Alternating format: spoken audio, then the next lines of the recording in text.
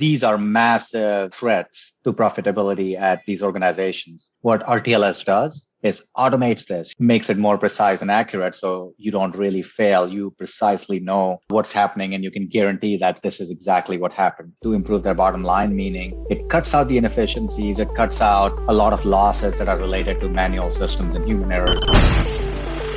Growing a business requires a holistic approach that extends beyond sales and marketing. This approach needs alignment among people, processes, and technologies. So if you're a business owner, operations, or finance leader looking to learn growth strategies from your peers and competitors, you're tuned into the right podcast. Welcome to the WBS Podcast, where scalable growth using business systems is our number one priority. Now, here is your host, Sam Gupta. Hey everyone, welcome back to another episode of the WBS Podcast. I'm Sam Gupta, your host and principal consultant at digital transformation consulting firm Elevate IQ. Remember walking around a gym to find the weight you wanted for your next set of exercises? It could be even more frustrating and inefficient to locate a tool or asset in a large manufacturing facility or a warehouse. What if you had real-time tracking of your tools and assets that you could locate by tracking their real-time locations? The RTLS technology is powerful and helps manufacturers in tracking critical resources on the shop floor. In today's episode, we have our guest, Viren Mathuria from Sewio Networks, who describes how a real-time location system, also known as RTLS, works and how it helps manufacturers.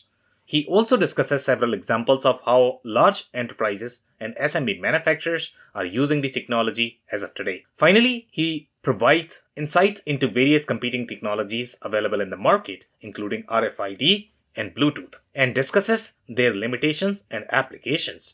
Let me introduce Viren to you. Viren Mathuria is a real-time location systems SME with a decade-long tenure, helping customers in the manufacturing and supply chain innovate and grow cost effectively.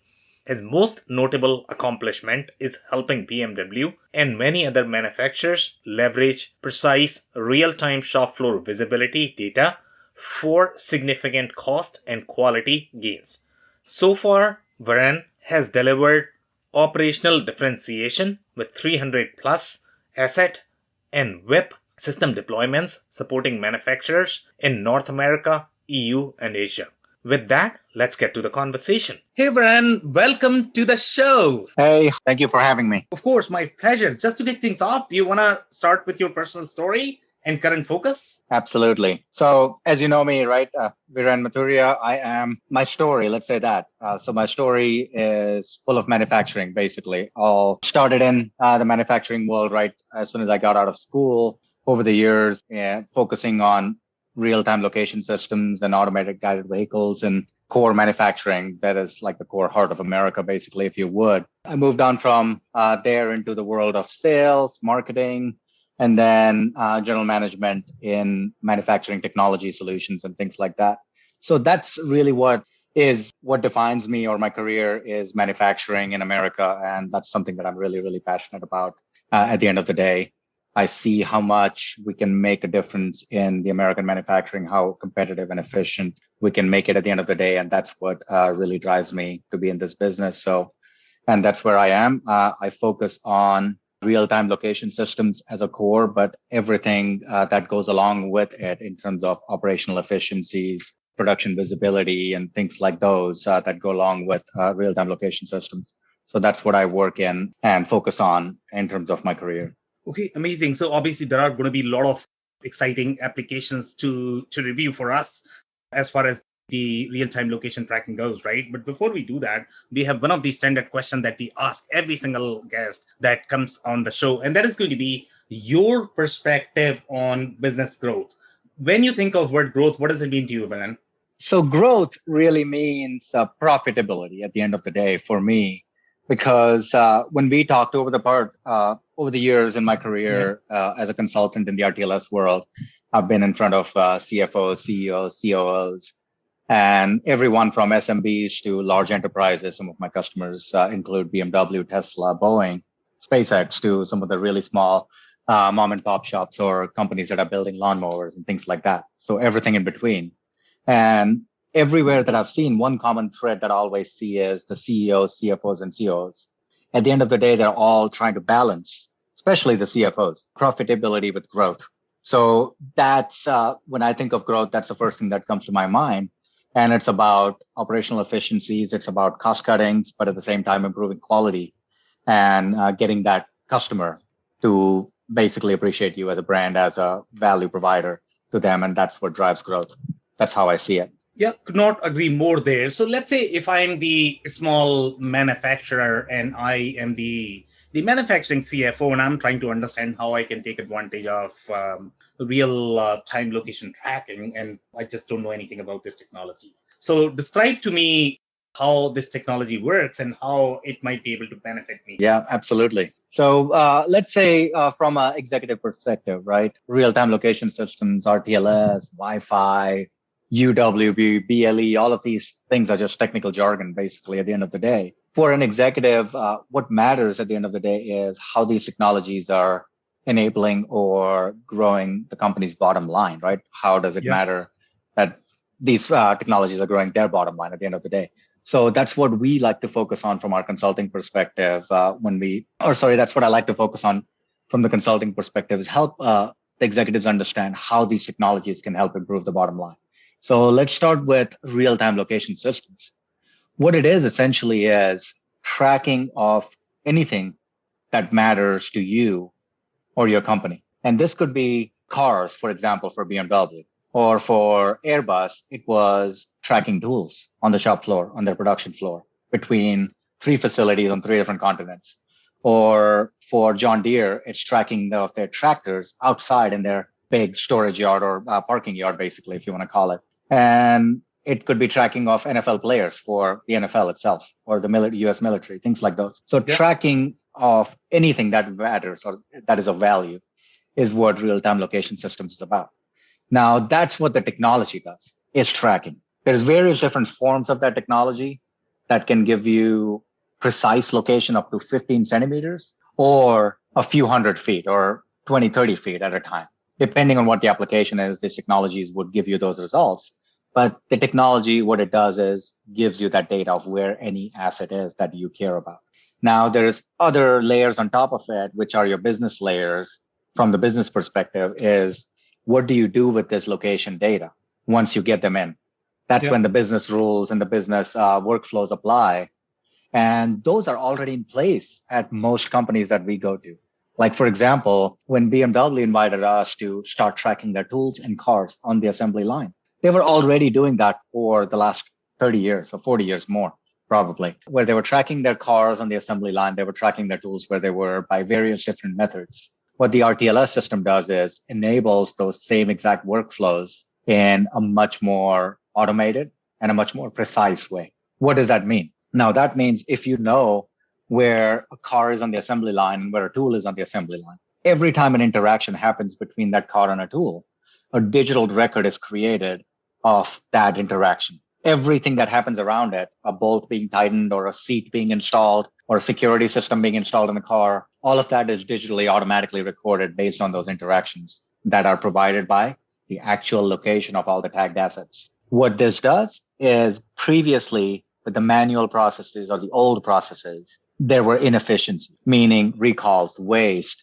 You have to scrap certain cars. You have to recall certain cars because the processes failed or there were some loopholes in those old processes that were bypassed by somebody, things like that. And this causes downtime. These recalls are massive. And I think we are all aware of recalls in this world today, in the automotive world at least. Thousands and thousands and hundreds of thousands of cars recalled and things like that. So these are massive threats to profitability at these organizations anywhere in manufacturing. What RTLS does is automates this, removes that human error portion and makes it more precise and accurate so you don't really fail. You precisely know what's happening and you can guarantee that this is exactly what happened through your historians and stuff like that. So this is what real-time location system helps companies to improve their bottom line, meaning it cuts out the inefficiencies, it cuts out a lot of losses that are related to manual systems and human errors and stuff like that. And that is how that technology enables old processes become more efficient, more lean,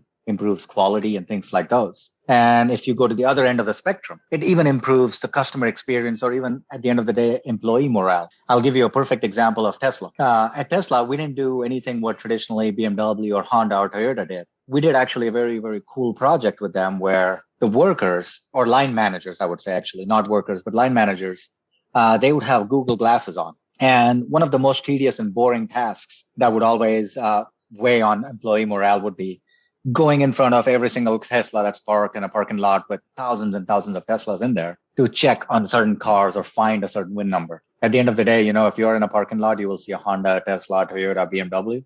If you go to a Tesla parking lot at the plant, every single car is a Tesla. And finding the one that you're looking for is a very painful process. So now with this Google Glass application, every time a line manager walks in front of a Tesla, the system knows where this person is, where the car is, and it automatically pulls up the entire record of that car in front of it, saying, okay, this is a VIN number, this is a defect, if there's a hold on the car, if there's a shipment hold or whatever, XYZ. It gives the entire cheat sheet of that car in front of that person without having to scan, without having to pull up any manual paperwork or tablets or anything like that. So that employees really, really love. They actually love to go out in the yard and perform work, and they were performing much better than they would on a usual day when they had to do things manually. So that's the other end of the spectrum, is helping employee morale with like really cool and really innovative technology and stuff like that. So that's where all of this comes in. Yeah. So let's talk about some of the SMB business scenarios, right? I mean, see, when I look at these two markets, especially when you compare the enterprise market versus the SMB market. So the examples that you provided, majority of those companies are really big. So if I look at my average SMB customer, they are not going to have the same set of budget that these enterprise companies are going to have. They are not going to have the similar problem. So have you guys done any work in the SMB space by any chance? Do you have any practical applications? And when I say practical application, they should be improving something. So if you can talk about some of the SMB applications of these technologies, that will be super helpful. Absolutely. Yeah, we can take some of those as well, for sure. So I think I can explain the same exact thing with another example. I can't name the company, unfortunately, but I can give you a very deep description of the process. It's a process manufacturer. And one of the key issues they had was stale inventory or stale raw material, basically. And at this point, they were storing everything in totes, and there were different ingredients and different materials that they were storing in different totes. And what tended to happen was anything that was in a corner buried deep within would pretty much expire almost guaranteed every time before it was being used. And this was becoming a huge, huge, huge issue for them because it was, at the end of the day, it was the bottom line, right? So what real-time location tracking in this specific scenario did was it helped them not only by finding, which is very common application today. You will see it everywhere that, yes, you can track where every single thing is. With ultra-wideband based real-time location tracking, which is like the top of the top line, RTLS systems is ultra-wideband, where you can get 15 centimeter accuracy. It would show them exactly where that tote is located in a warehouse full of like hundreds or thousands of totes. So number one, it would help them find it.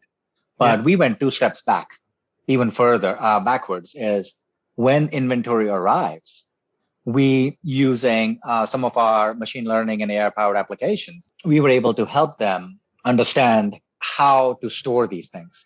So based on scheduling, based on historical data, based on how the orders are stacked up from their ERP system or from the MES, even the storage of these raw materials would be guided in a very systematic way, which would help them, when you want to retrieve it, that thing that you want to retrieve is not at the very end or not in the very corner. It stays in the front. So it kind of helps manufacturers or process manufacturers utilize every single piece of their inventory without letting it go to waste and things like that. Also helps them, of course, find it and find exact stock levels of every single piece of material or inventory that they have that can be utilized and things like that.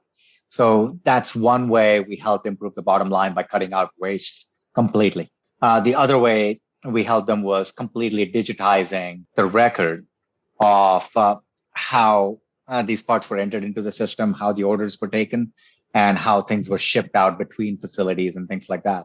So as soon as something comes in, usually manufacturers or SMBs usually have a process of, recording things on notes or clipboards or whatever. If sometimes they will have a mainframe-based system where they will put in the record digitally, but it would usually be very, very limited and not very agile in how they record these incoming parts or incoming inventory and stuff like that. So the way to improve on this is really digitize all of this processes using cloud-based applications. So the moment something comes in, you make a record, you tag it, and from that point onwards, that's a live asset. Anywhere in your facility that it goes, you will have its location. You know where it is.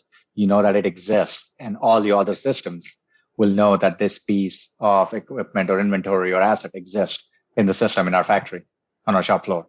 So they will be able to find it and utilize it through the entire value chain of from the time it comes in to utilized or being mixed into a product or being installed on a product. And then when the final product leaves and goes to another facility, every single thing is tallied or basically reconciled digitally without having anybody manually tracking or manually scanning any single piece. So what it helps with is removing human errors, removing a lot of time spent on scanning and labeling and stuff like that. You put an asset tag at the very beginning and you remove it at the very end, or you remove it when it's delivered to a customer or shipped from your facility. There's nothing in between that you have to do manually. Everything is automated. What it does, again, is it takes out all the redundancies in the process.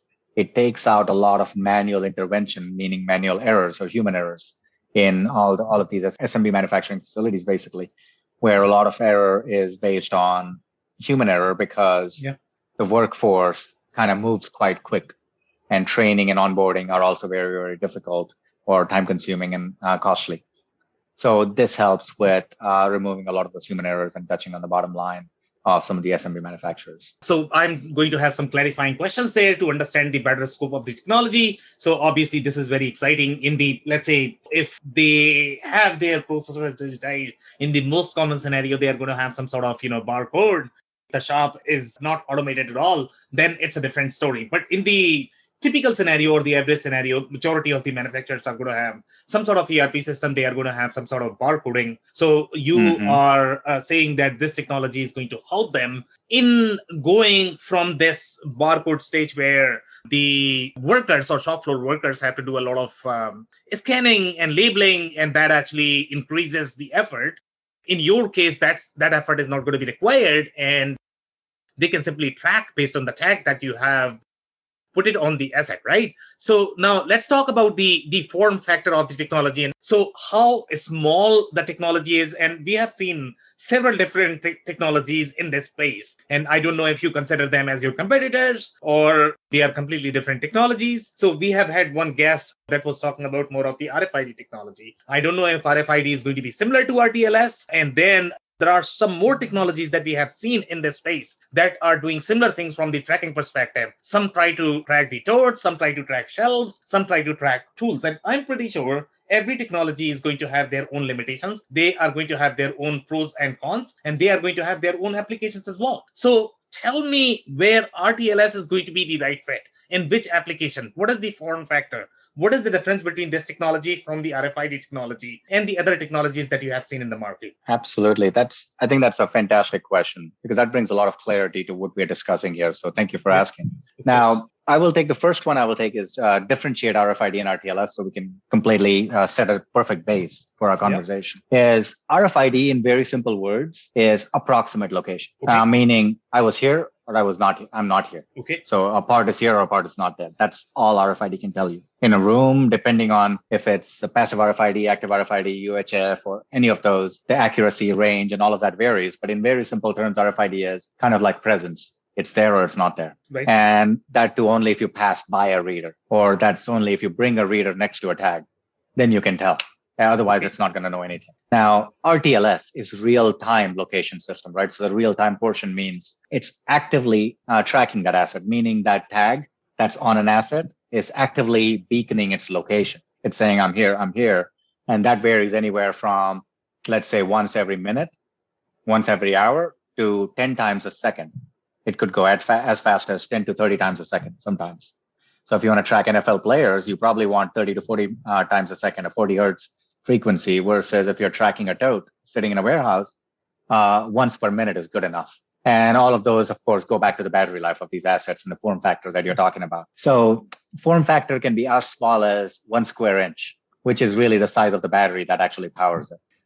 If you do about, let's say, once a minute on the smallest form factor, you can get a battery life of about, I would say, 12 months to 18 months. So you're changing battery every year as part of your annual maintenance, basically.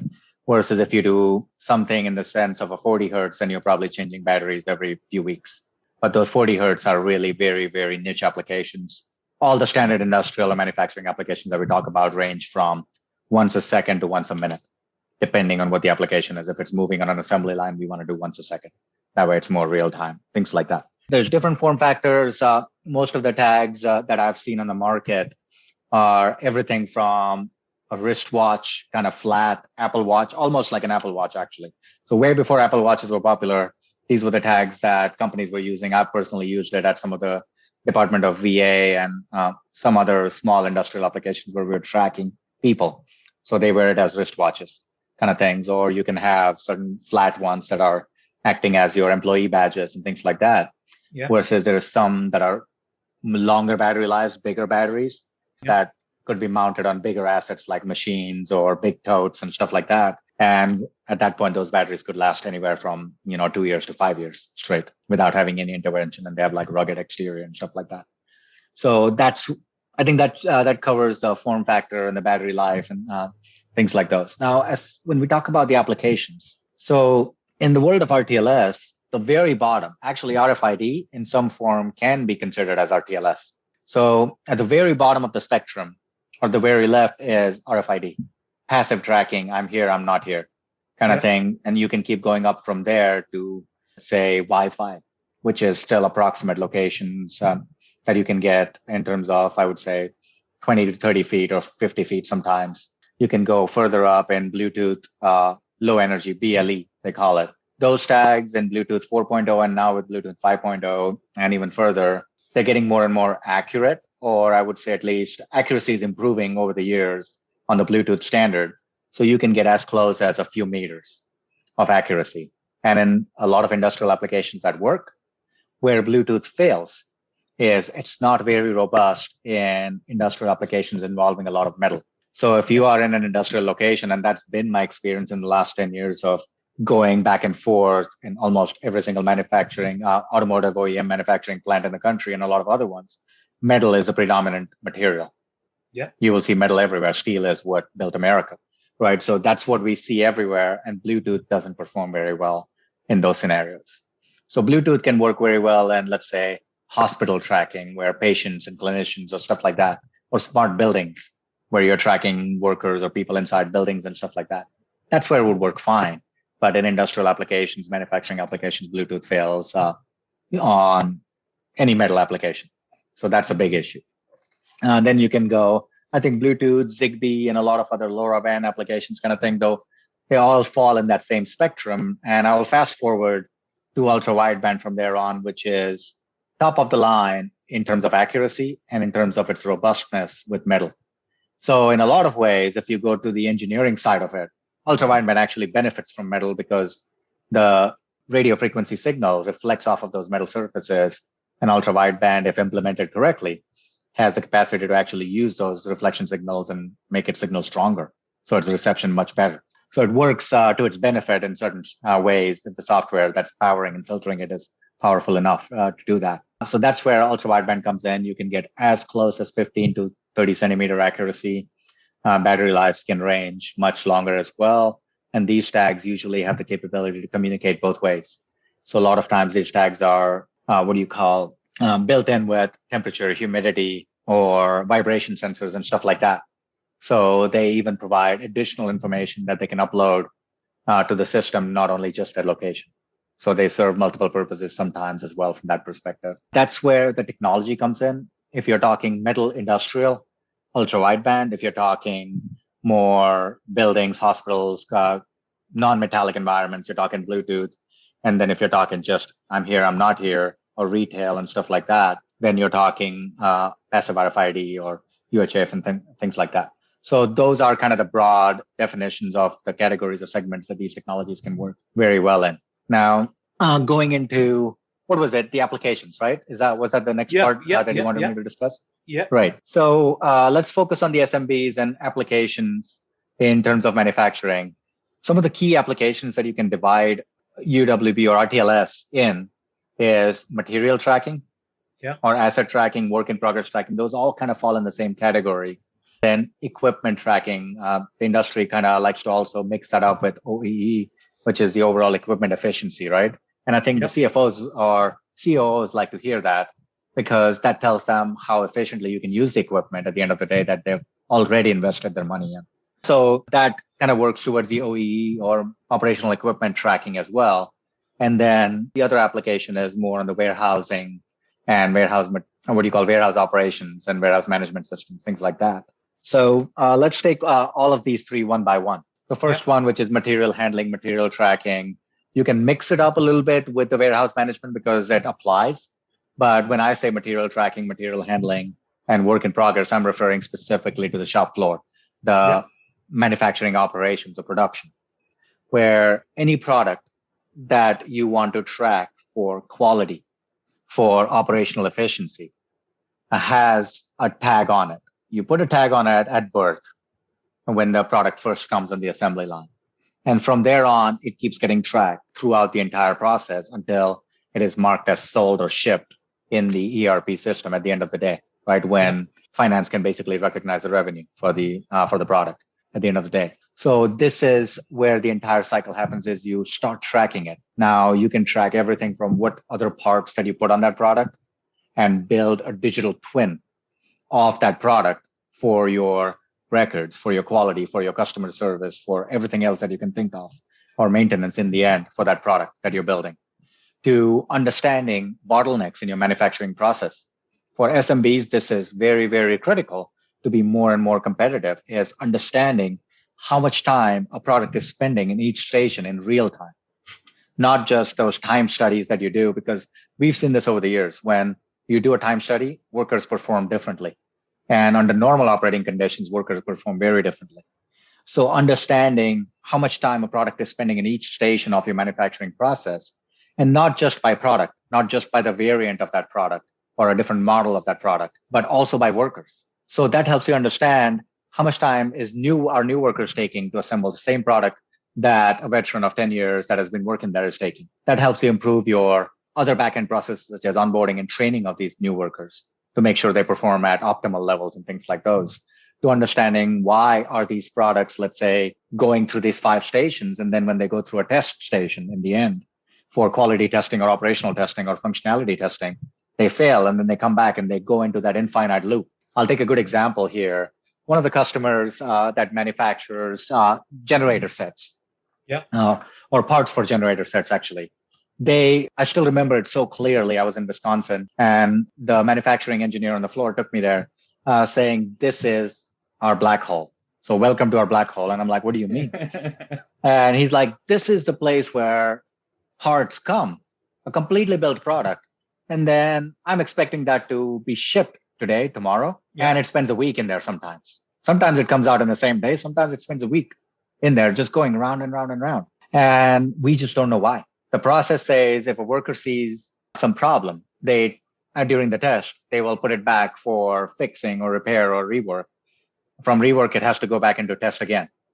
And if something else shows up, they have to write it up for that. Then it goes back to rework. Something else shows up, they have to write it up again. So it just goes in that cyclical loop, basically, without having any visibility other than some paper notes that most of the times actually get lost. Because if a product goes into rework and test 5 times, those paper notes that are being stuck on that product or that pallet will get lost eventually. Or sometimes, plain and simple, he's like, sometimes I can't even understand the handwriting, what they're trying to say. And then every person is trying to describe the same issue in a very different way because they're writing it with a pen on a paper. So they're describing that issue in a very, very different way. Now, this was a perfect example where we could hit a jackpot for that manufacturer because we could track. And when something went into rework, the operators had an option to pick what is the problem and immediate visibility into where our problems are, what is failing. And then they went back to the assembly processes at those stations to fix those processes, to fortify or make those processes more efficient so they don't fail during test. Or, so one of the common ones that I still remember, this was at least 8 years ago, but I still remember it was the wire harness. The way they were clipping it in, it wasn't sitting right.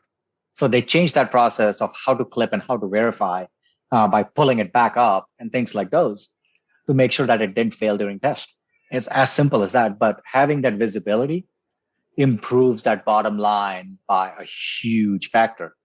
It's helping these customers understand, okay, now you're not losing hours and hours and hours of production time, test time, employee time, all of those things. And sometimes in the end, they scrap the product because, it's been through tests like 5 times. They're like, let's just rebuild a new one because this is a waste of our time kind of thing. So it's just all of that waste, all of that time is saved immediately. And managers at the plant level have clear visibility into what's going on at each station. Do we need more training? Do we need to split processes? On the other side, I want to touch on the variant part because this is becoming very, very common is customers want customized products. This applies to cars, but it also applies to a lot of small manufactured parts and products or white goods that we buy today. Everybody wants very customized products at the end of the day. So the number of variants that are available, the number of variants that manufacturers have to manufacture today and push through their ERP system is just basically growing exponentially. And a lot of times manufacturers have to do it, but they don't have any visibility into, hey, how adding more products on our line or multiple variants in the same line is affecting our bottom line at the end of the day. Our workers being able to keep up. What kind of training do we need? What kind of processes do we need to add to make sure that we are efficiently at the same quality and the same throughput that we're producing these same multiple variants that we were doing only 2 or 3 back in the days kind of thing. Yep. So this tracking at such a granular level gives you that visibility into all of those little things at the end of the day. And today, CFOs are not just, managing financial transactions. They've become this voice of reason for the shop floor. They've become the strategists, right, that are coming up with innovation strategies that they need to finance or that they need to invest in so their bottom line is improved, their quality and their profitability and everything that they're manufacturing is improved. If you run a product 5 times through test, all your profits are gone right there at the end of the day. So improving that or, cutting those losses is where CFOs are stepping in and, kind of becoming the strategy leaders, helping the shop floor innovate and investing in those right technologies from that level.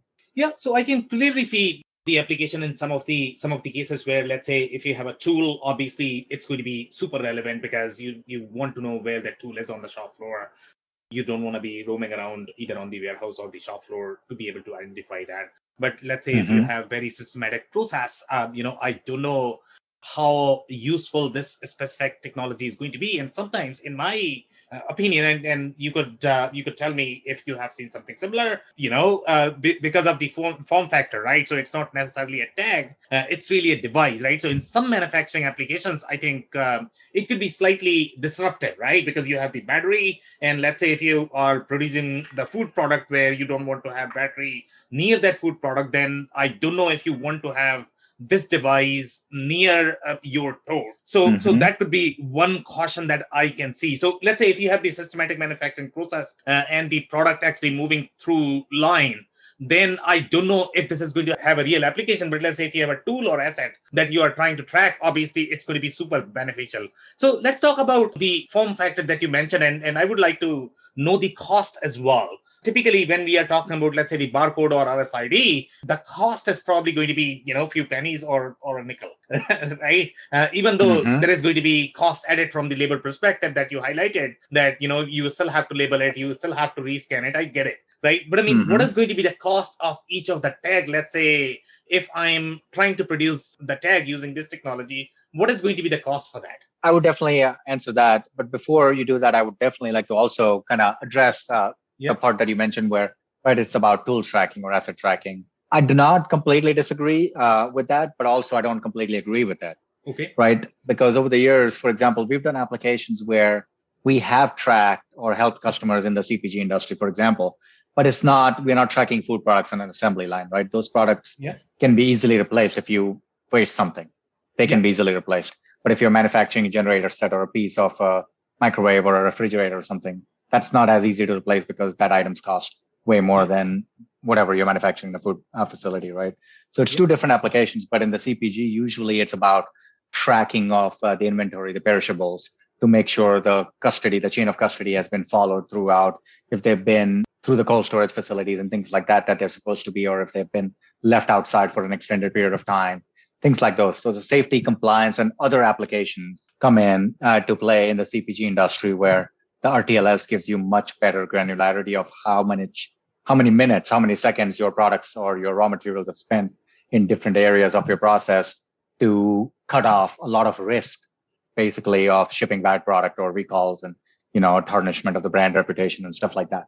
So very different applications from your traditional industrial manufacturing, where anything that's of value that you're manufacturing, you put a tag on it at the beginning of the production process and you take it off at the end and you recycle those tags so they're reused over and over again, right? So that's the process that ultra-wideband or active RTLS systems that are deployed globally anywhere have to follow, that you have to change that process where certain things are added, that you put a tag on and you take it off and you recycle it, things like that. So that comes into play. Now, it's not just about tool tracking, right? Tool tracking is just one small thing about it, but the product tracking and tracking the product is not the end goal. The end goal is the analytics, the insights that come out of it saying, okay, I knew the product is here, but big deal. Yeah, when I look at it or when I want to find an asset or a tool, I can find it quickly in the system. That's great, but that's not the ROI. That's not what we are interested in providing to our CFOs or COOs. That's just a byproduct that you can find something very quickly. So it will save you a few minutes. Sure. What it helps them is the analytics of, here is the process in real time, not just how you designed it years ago or how you designed it last year to work, but here's how it's working against your benchmark system that you designed. So if you said our takt time or our assembly process is 60 seconds every station, but this real-time data will actually show you if it's 60, if it's 55, or if it's 75 or 90 seconds. And that really helps you understand where you're losing money, where you're bleeding time efficiency and throughput overall. So that's where these things come in, is at an enterprise level or at an organizational level, plant level. You can see where your inefficiencies are, your bottlenecks are, and how you can improve them, and how you can enforce certain processes, how you can make sure production plan and actual production are going exactly the way you imagine it would go, or how you planned it, kind of thing. Now coming to the cost part. So you're right about the cost of the tags, the labels, right? The barcode labels is a few cents on an average.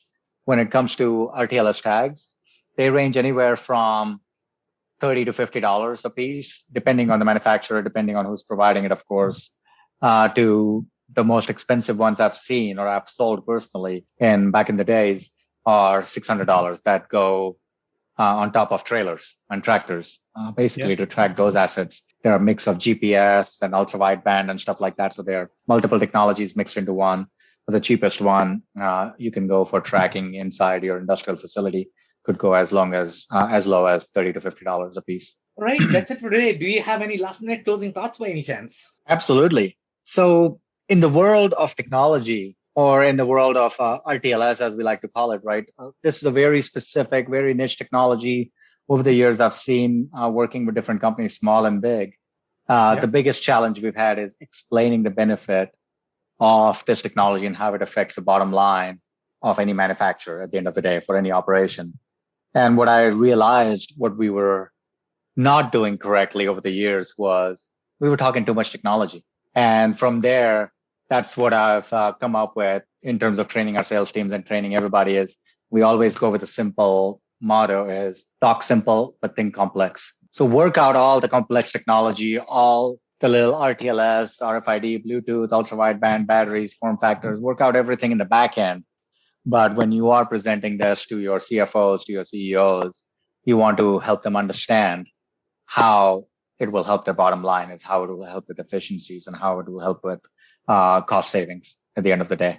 So I think that's my closing cost in the world of RTLS. Is that's how this world is going to be more and more popular over the years. All right. My personal takeaway from this conversation is going to be there are many technologies out there, so it's really up to you how you want to take advantage of them. So on that note, I really want to thank you for your time, Viren. It's been an insightful and fun conversation.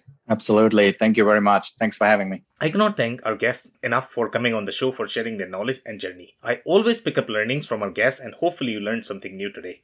If you want to learn more about Viren or Sewio, head over to sewio.net. It's SEWIO.net.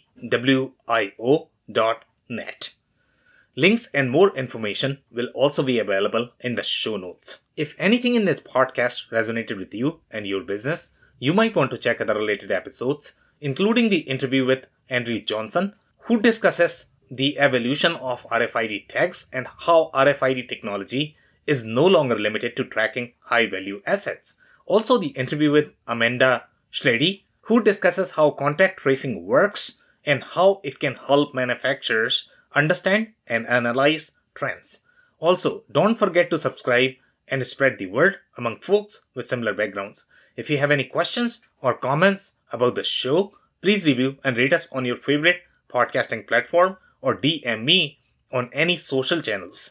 I'll try my best to respond personally and make sure you get help. Thank you, and I hope to catch you on the next episode of the WBS Podcast. Thank you for listening to another episode of the WBS Podcast. Be sure to subscribe on your favorite podcasting platform so you never miss an episode. For more information on growth strategies for SMBs using ERP and digital transformation, check out our community at WBS.rocks. We'll see you next time.